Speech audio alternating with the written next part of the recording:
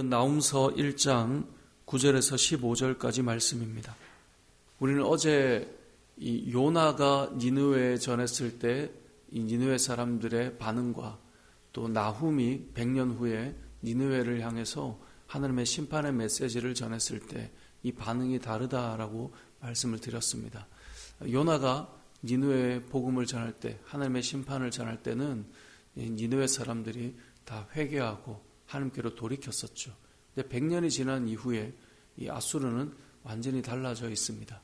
하나님의 진노의 심판이 전해져도 이들은 두려워하거나 눈 하나 깜짝하는 모습이 없었음을 보게 됩니다.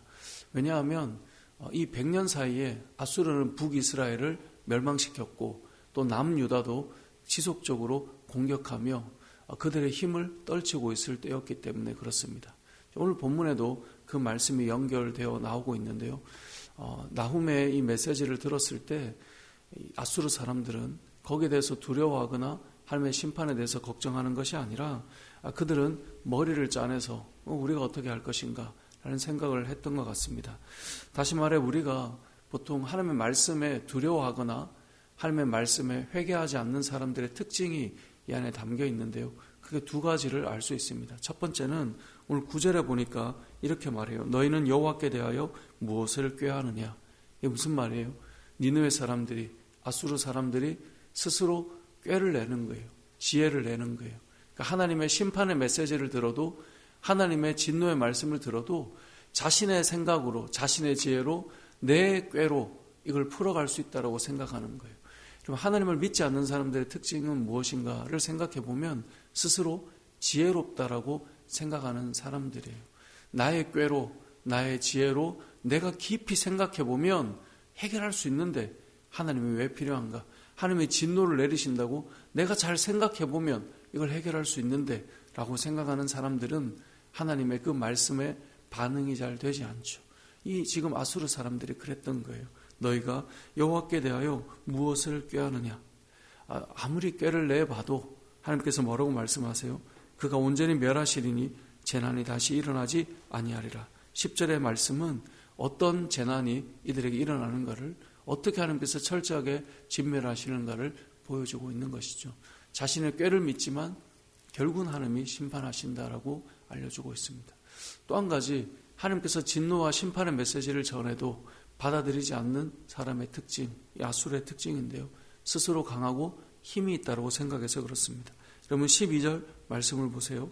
여호와께서 이같이 말씀하시기를 그들이 비록 강하고 많을지라도 반드시 멸절을 당하리니. 무슨 말입니까? 그들이 강하고 많다라고 스스로 생각하는 거예요. 하나님께서 심판하신다고 내가 이렇게 강한데, 내가 이렇게 높은데, 내가 이렇게 힘이 있는데, 우리가 이렇게 수적으로 많은데 우리를 어떻게 심판하신단 말이야. 스스로 강하고 높고 힘이 있다라고 여길 때에는 하나님의 심판의 메시지가 들리지 않습니다. 세상을 살아가면서 스스로 높다라고 생각하고 자고한 사람들, 그들이 하나님을 받아들이기가 쉽지 않고 하나님의 말씀이나 하나님의 복음이 그들에게 임하기가 어렵죠.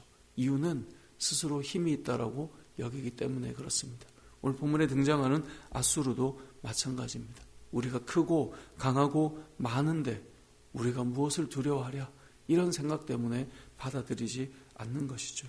네, 12절 말씀처럼 그들이 비록 강하고 많을지라도 반드시 멸절을 당하리니, 반드시 하나님께서 심판하신다라고 말씀하고 있는 것이죠.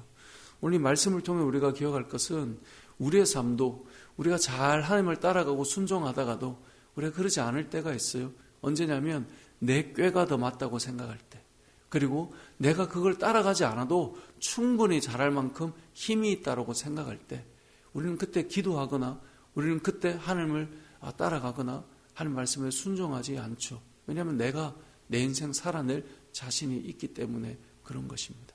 100년 전 니느웨와 100년 후 니느웨가 다른 것처럼 예전의 우리의 신앙과 오늘의 우리의 신앙은 사실 다를 수 있어요. 언제 다르냐? 내가 나름 지혜롭고 내 머리로 풀 수 있다고 생각할 때 우리가 기도하겠어요. 예전에 어려울 때는 막 기도했는데 기도 안 한단 말이에요. 오늘 새벽에 일어나서 나오는데 계속 요즘 좀 춥긴 했는데 오늘따라 엄청 춥더라고요.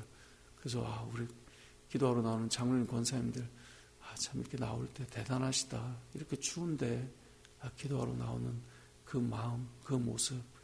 요즘에 참 이렇게 새벽에 기도하는 사람들이 점점 줄어드는데, 참, 우리 교회를 말하는 게 아니라 이제 한국 교회 자체가 새벽을 사는 사람이 점점 줄어들고 있는데 대단하시다. 그런 생각이 들었는데요. 그럼에도 우리가 나와서 기도하는 이유는 무엇입니까? 나를 의지할 것이 없고 하나님의 지혜가 필요하고 하나님의 힘이 필요하고 하나님의 도우심이 필요하다라고 하는 것 아니겠어요? 오늘 본문에서 또 한 가지 알 수 있는 것은 이 아수르를 심판하는 메시지는 반대로 유다 백성들에게는 복음의 메시지가 되겠죠.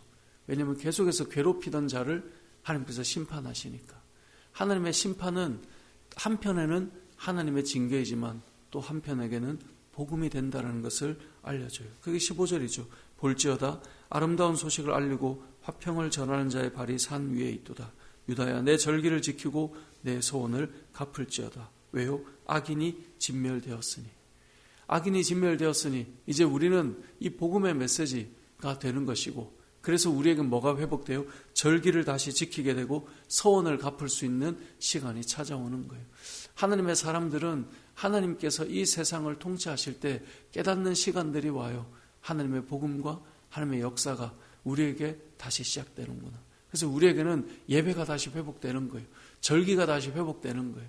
그리고 우리가 하나님 앞에 이렇게 살고 싶습니다. 서원했던 것들을 지킬 수 있는 시간이 오는 거예요.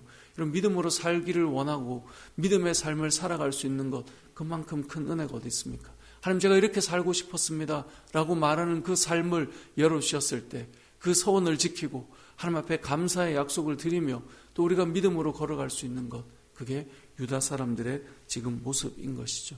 한쪽에는 징계라면 한쪽은 은혜가 시작되는 것입니다. 저와 여러분의 삶에 이런 은혜가 흘러 들어오기를 소망합니다. 세상을 살아갈 때 우리의 인생이 믿음의 선택을 할 때는 반대로 이 믿음의 길들을 꺾는 여러 가지 일들과 어려움이 찾아옵니다. 하지만 그러한 시간 속에 하나님께서 우리에게 은혜를 베푸실 때 다시금 우리에게 예배가 회복되고 절기가 지켜지며 하나님 앞에 하나님 제가 이렇게 살게요. 하나님 제가 그리스도 안에서 이런 삶을 살아갈게요. 하나님 앞에 서원하고 결단했던 것들이 회복되고 주를 위해 살아갈 수 있는 은혜가 다시 세워지며 저와 여러분의 삶과 우리의 은혜 올림픽에 속한 모든 이들의 삶에 이 은혜가 흘러서 영과 육이 강건하고 주를 위해 마음껏 예배하고 주님의 나라를 위해 살아갈 수 있는 이 복음의 역사를 이루어가는 은혜의 역사가 회복되는 저와 여러분의 삶이 되시길, 또 우리 교회의 모든 하나님의 권속의 삶이 그렇게 흘러가시길 주님의 이름으로 축복합니다. 아멘.